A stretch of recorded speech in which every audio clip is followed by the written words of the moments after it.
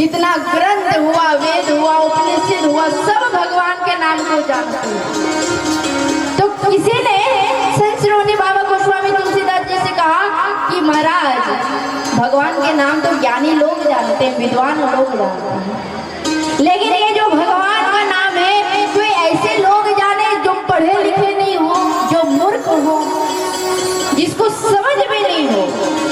तो बाबा गोस्वामी तुलसीदास जी ने कहा कि जीवन में जिसने भगवान को छोड़ो, जिसने अक्षर को भी नहीं जाना, बस संसार में रहता, संसार का काम करता महाराज, ऐसे रत्नाकर डाकू लोगों को लूटने का काम करता। भाई कैसे भी करके लूट लो। लूटते लूटते एक दिन नारद जी पहुंचे तो उन्होंने कहा कि भैया करते क्या हो? बोले मैं लोगों को लूटता हूँ। क्यों लूटते हो? इसलिए मैं लूटता हूँ ताकि अपने घर परिवार बाल बच्चे को चला सकूं, पाल सकूं। नारद जी ने कहा, अरे भैया ये जो लूटना है, चोरी करना है, इससे बड़ा पाप होता है, ये मत करो। रत्नाकर डाकू ने कहा, महाराज आपको क्या पता है, ये जो लोग हैं, ये जो चोरी करते हैं, उनकी शौक नहीं होती, बड़ा मजबूरी होता है। बोले मजबूरी क्या है? बोले मजबूरी ये होता है कि जब तक ये चोरी ना कर ले तब तक अपने परिवार का पेट कैसे भरेंगे। नारद जी ने कहा, अच्छा, लेकिन तुझे एक बात पता है क्या कि जिस लोगों से तो संपत्ति को लूटना है, चोरी करता है, उससे बड़ा पाप होता है। और जो पाप होता है उस पाप का फल एक ना एक दिन भोगना पड़ता है। कलयुग है महाराज, ये कलयुग है ना, कोई साधारण नहीं है। ये जो कलयुग है इसका बड़ा महत्व है। लोग कहते हैं भैया कलयुग आ गया। अरे कलयुग का अगर आप सदुपयोग कर लीजिए तो कलयुग बड़ा सहज नजर आएगा, बड़ा सरल नजर आएगा। क्योंकि जब राजा परीक्षित कलयुग को मार रहा था, अपने राज्य से भगा रहा था, तो कलयुग ने शरण पकड़ लिया। तो राजा परीक्षित ने कहा, भाई मैं तुझे रखूंगा, लेकिन एक बात बताओ, तुम्हारे अंदर क्वालिटी क्या है? कुछ तो गुण होना चाहिए ना, मेरिट होनी चाहिए, कुछ क्वालिटी क्या है? और अगर तुम्हारे अंदर कोई क्वालिटी नहीं है तो तुम्हें 4 स्थान देते हैं, धूतम पानम स्त्रिया सुना। बोले धूतम जहाँ पे जुआ खेला जाता है, धूतम पानम यानी जहाँ पे मदिरा पिया जाता है, स्त्रिया सुना, ये 4 स्थान में देता हूँ। कलयुग ने कहा, महाराज आपने जैसा शकल देखा वैसे रहने की व्यवस्था आपने दे दी। अगर मेरी शकल अच्छा होता तो आप रहने की व्यवस्था भी अच्छा देते। शकल अच्छा नहीं देखा। राजा परीक्षित ने कहा कि फिर बताओ तुम्हारे अंदर क्वालिटी क्या है, गुण क्या है तुम्हारे अंदर? तो कलयुग ने कहा, महाराज मेरे अंदर जो गुण है वो किसी के अंदर नहीं हो सकता। एक बार जरा दोनों हाथ उठा के प्रेम से बोलेंगे, राधे राधे। मेरे अंदर जो गुण है वो किसी के अंदर नहीं हो सकता है। क्यों? बाबा गोस्वामी तुलसीदास जी ने श्री रामचरितमानस में स्पष्ट कर दिया, बालकांड में क्या कहा? कलियुग केवल नाम आधारा, सुमेरे सुमेरे नर उतर ही पारा। कलियुग केवल नाम आधारा, सुमेरे सुमेरे नर उतर ही पारा। कलियुग केवल हरि गुण गाहा, गावत नर पावहि भवधामा। कलियुग केवल हरि गुण गाहा, गावत नर पावहि भवधामा। ये जो कलयुग है इसमें नाम ही आधार है, और केवल आधार में सुमेरी सुमेरी नर उतर ही पारा। केवल भगवान के नाम को आप बैठकर लेते रहिए, जहाँ रहिए, जिस हाल में रहिए महाराज, आप उस परमात्मा के नाम को लेते रहिए। और जब आप लेते रहेंगे, यही सर आवत अति कठिनाई, और राम कृपा बिनु आई न जाए। जब आप नाम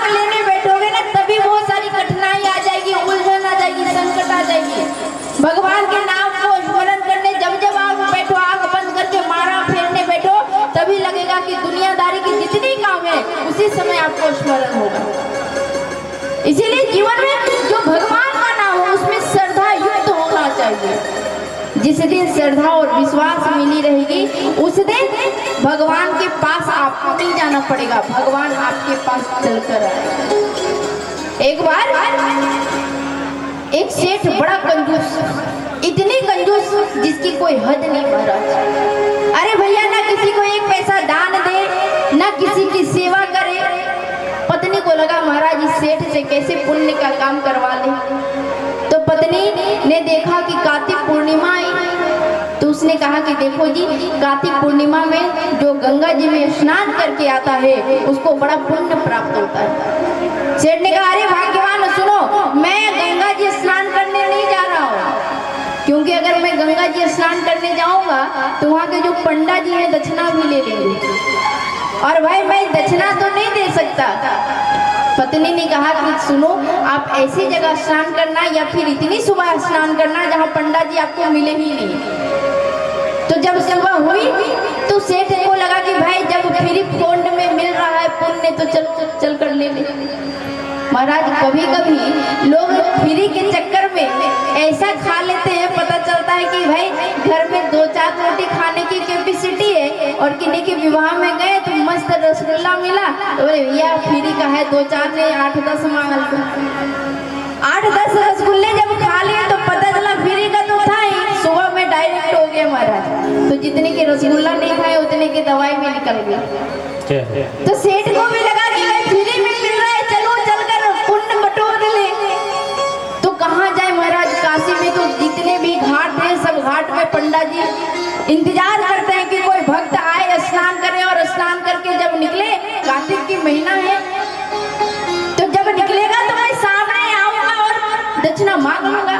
तो सेठ भी बड़ा तेज था महाराज, इतनी चालाक कि सेठ को लगा कि भाई अगर कोई घाट में स्नान करूंगा तो कोई ना कोई तो मिल जाएगा, लेकिन अगर मैं शमशान घाट में स्नान करूंगा तो वहां तो पंडा जी नहीं रहते महाराज। घाट में पंडा जी रह सकते हैं, शमशान घाट पे पंडा जी नहीं रहते। तो सेठ गया और जाके कंजूस तो था ही, कभी कभी करता नहीं दान पुण्य कुछ नहीं करने का। तो शमशान घाट बिल्कुल किनारे सेठ गया, गंगा जी तो गंगा जी सब जगह गंगा जी होती है। सेठ गया और जाके डुबकी लगाई और 2-4 बार डुबकी लगाने के बाद जब बाहर निकलने लगा तो शंकर भगवान को लगा रही ये भक्त बड़ा दिन के बाद आया है। तो शंकर भगवान स्वयं को पंडा जी बनाए हैं और सामने प्रकट हो गए और कहा क्या ओ सेठ मेरे दक्षिणा तो लाओ। सेठ माथा पकड़ लिया, महाराज इतनी सुबह की बेला है, वो भी शमशान घाट है और ये पंडा यहाँ भी पहुंच गए। तो सेठ ने कहा देखो बाबा मैंने तो कुछ लाया नहीं। तो पंडा जी ने कहा कि भाई जब तूने कुछ लाया नहीं तो ऐसा करो तो संकल्प करो। संकल्प का बहुत महत्व है महाराज, और संकल्प करो और ये कहो कि मैंने आपको 1 रुपया दिया। तो कहा महाराज मेरे पास तो अभी है नहीं। बोले अभी मत देना, उधार ही रख लो। सेठ को लगा कि भाई उधार रखने की कौन सी बड़ी बात है। कहते हैं ना कि जिससे आप उधार लो दोबारा उसको दर्शन मत दो तो वो उधारी बच जाएगा। दोनों हाथ उठा के प्रेम से बोलेंगे राधे राधे राधे। सेठ को लगा चलो भाई संकल्प कर देता हूँ। संकल्प किए, शंकर भगवान ने संकल्प करवाया कि आपने मुझे 1 रुपया दक्षिणा में दिया। सेठ तो खुशी खुशी घर गया, लगा दक्षिणा भी दे दिया और बाकी भी मेरा कुछ नहीं गया। और जब घर गया तो शंकर भगवान उनको लगा कि भाई अब चलो सुबह से दोपहर हो गई है तब इनके घर को पधारना चाहिए उधार मांगने के लिए। शंकर भगवान पंडा के रूप बनाए गए, सेठ का दरवाजा खटखटाया, सेठ दरवाजा तो खोलो। सेठ जी दरवाजा खोले कैसे महाराज, अंदर से विश्राम कर रहे थे। पत्नी आई, दरवाजा खोली तो देखा सामने पंडा जी खड़े। बोले महाराज प्रणाम दंडवत। पत्नी तो भाई श्रद्धावान, क्योंकि हमारे भारत और भारतीय संस्कृति की जो स्त्रियां होती हैं, जो माताएं होती हैं, बड़ा श्रद्धा युक्त होती हैं। भगवान ने अगर भक्ति दी है तो उस भक्ति में 80% जो है वो माताओं के हृदय में भर दिया है। प्रणाम की सेठानी कहा बाबा बताओ आज कार्तिक का दिन है क्या सेवा करूं। पंडा जी ने कहा भाई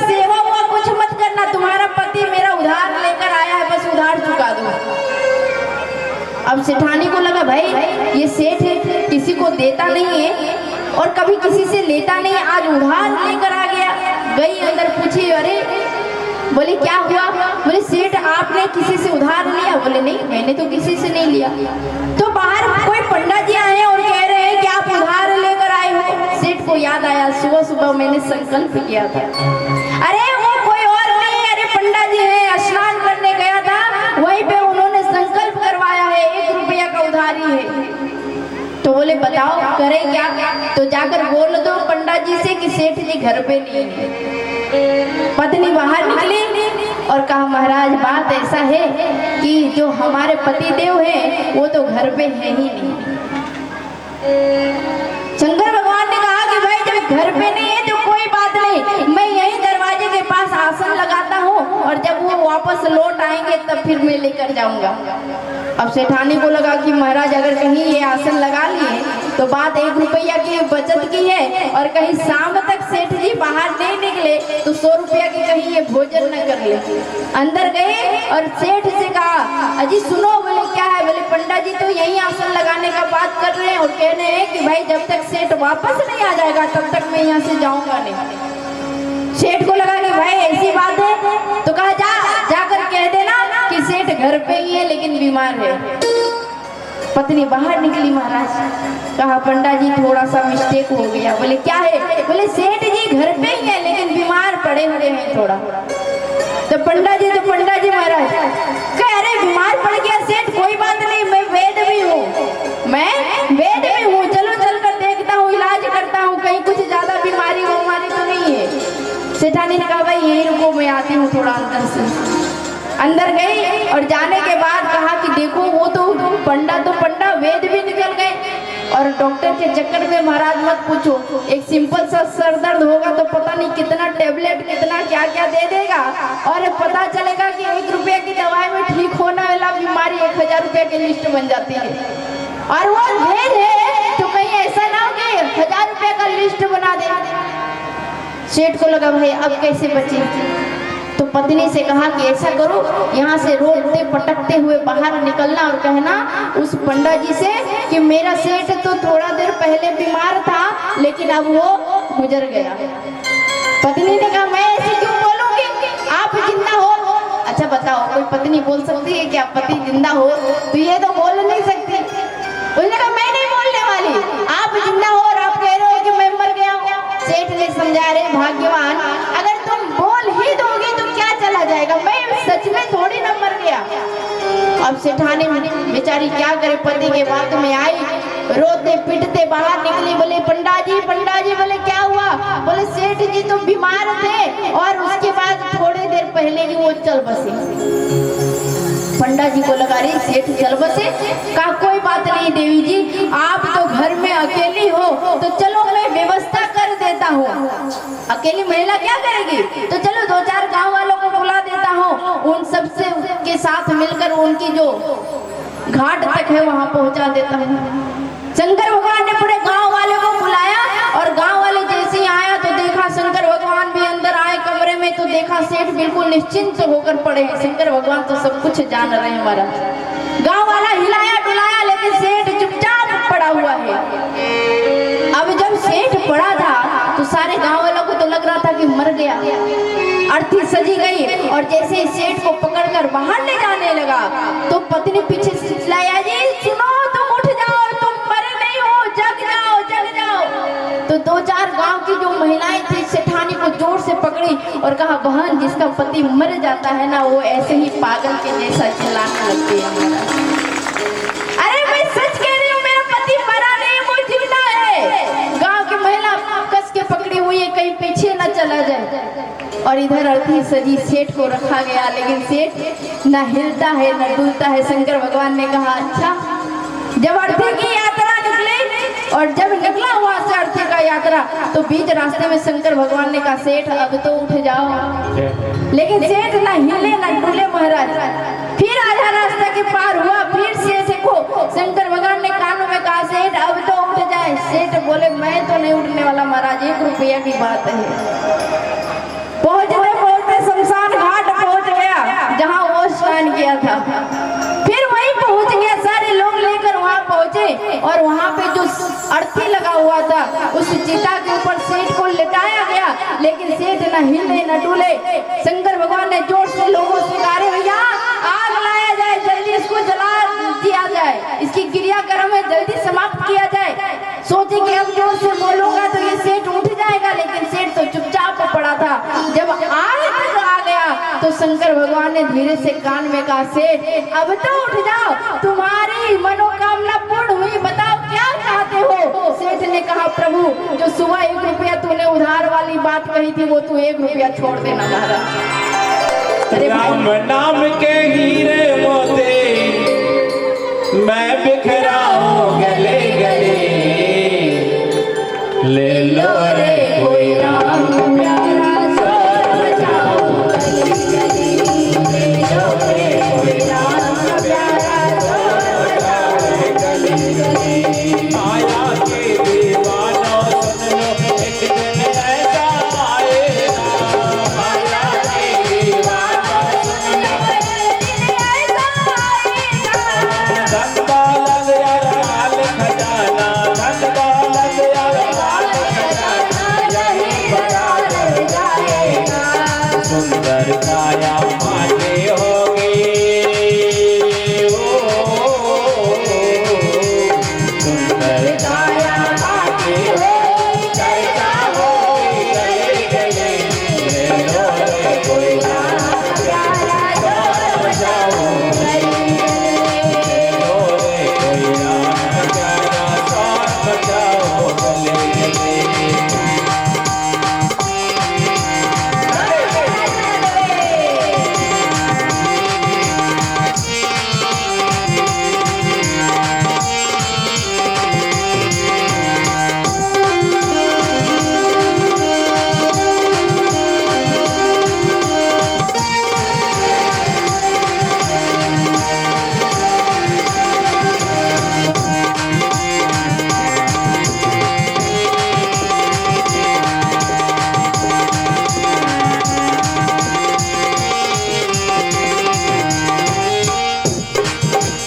क्यों करता है मेरा मेरा ये तेरा वादा, क्यों करता है मेरा मेरा ये तेरा वादा। झूठे जग में फंसा हुआ है, झूठे जग में फंसा हुआ है, वो सच्चाई वो सच्चाई लगता मेला जो दिन का है, मेला जो दिन का है, आखिर होगी चला चले, ले लो रे कोई राम प्यारा, ले लो रे कोई राम का प्यारा सोर बजाओ गली गली। जय हो आनंद है।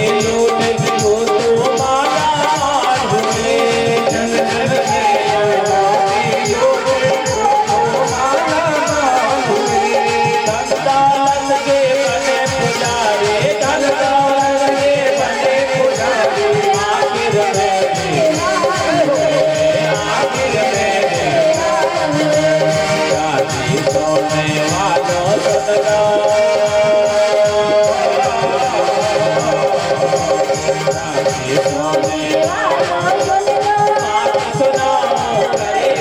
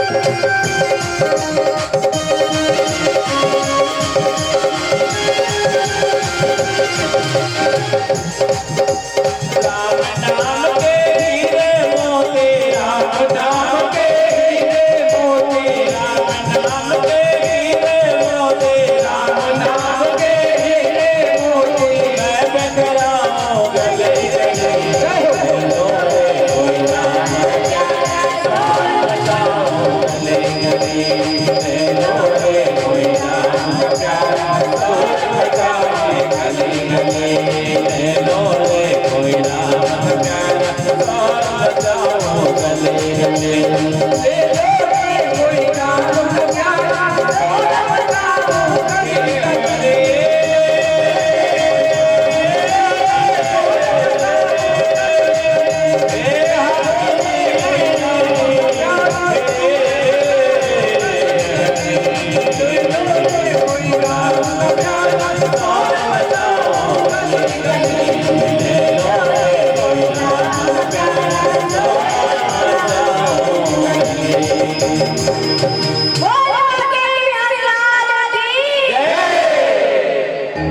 तो भगवान का नाम श्रद्धा युक्त होना चाहिए।